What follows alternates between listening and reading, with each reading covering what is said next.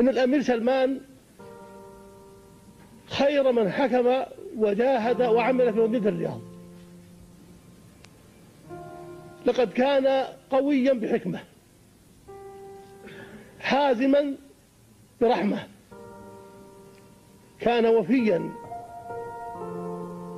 لخدمة دينه وولي أمره وما ولي عليه من شعب، فلذلك لا يستكثر عليه أي أعمال يقوم بها وقام بها فعلا.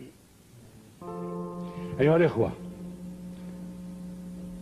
لم أسعى يوم في يوم من الأيام لأن أكون مكرما، لا لشيء إلا لأني أعتقد أن الإنسان عندما يتولى المسؤولية فهو يعمل واجبا عليه، إن أحسن فقد وفى بما عهد إليه، وإن أساء فعلى نفسه.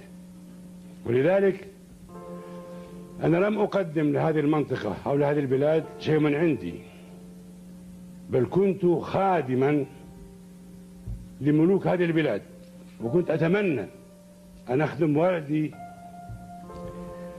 الملك عبد رحمه الله. لكنني يا أخوان، وأقول صادقا،